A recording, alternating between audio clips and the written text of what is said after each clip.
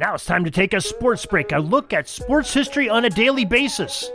Hello, my friends in sports history. This is Darren Hayes of the Sports Jersey Dispatch podcast. Welcome once again to the Pig Pen, your place for all things great in sports history. And we join today to talk about the sports break for history made on September 12th of the greatest athletes and the greatest events of sport that happened on this day, along with the uniform numbers of those players that may have performed them.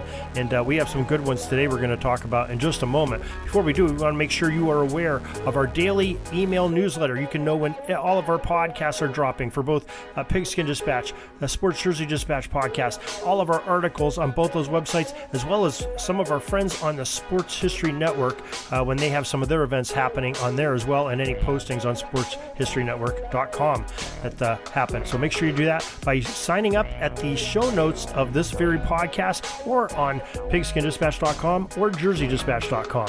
Now, our uniform numbers we'll talk about today for September 12th sports history are numbers 4, 23, 15, 8, 19, 10, 31, 16, 29, 34, number 5, and jersey number 11. It all starts off September 12, 1911, and future Baseball Hall of Fame pitchers had a duel for the final time. These two legends of the mound, the Boston Rustler Cy Young and Christy Mathewson of the New York Giants, they met for the final time in their brilliant careers.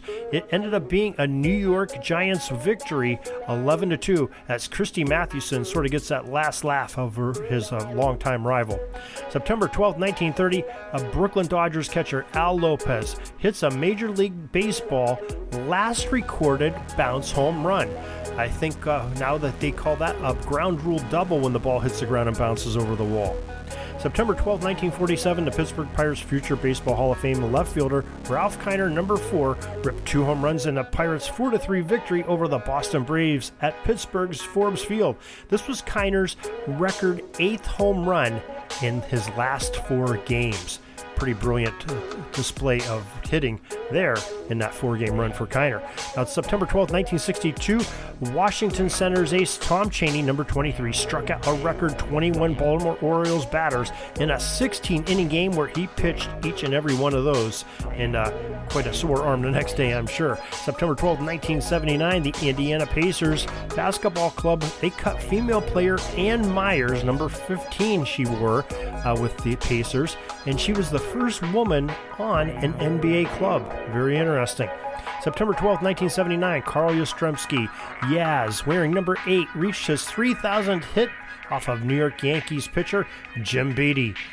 September 12, 1981, the Boston Red Sox rookie Bob Ojeda, number 19, threw a no-hitter against the Yankees for 8 innings before Rick Cerone, number 10, and Dave Winfield, number 31, led off the 9th inning of that game with back-to-back doubles, crushing the no-hit attempt by Mr. Bob Ojeda. September 12, 1984, the New York Mets' Dwight Gooden, the great pitcher, number 16 at that season. That's the only season he wore number 16. He ended up setting a rookie strikeout record with 251 strikeouts of opponents. Now, September 12, 1987, St. Louis Cardinals speedster Vince Coleman, who wore number 29, stole his 100th base, get this, for 3 straight years, which is a tremendous display of speed and timing to get that many stolen bases 3 straight years.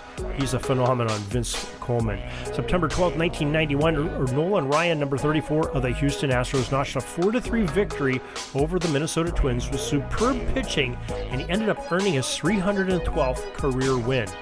September 12, 1993, the Toronto Blue Jays slugger Paul Molitor, number 19, at the ripe old age of 37, became the oldest Major League Baseball to end up reaching 100 RBIs for the first time in his career.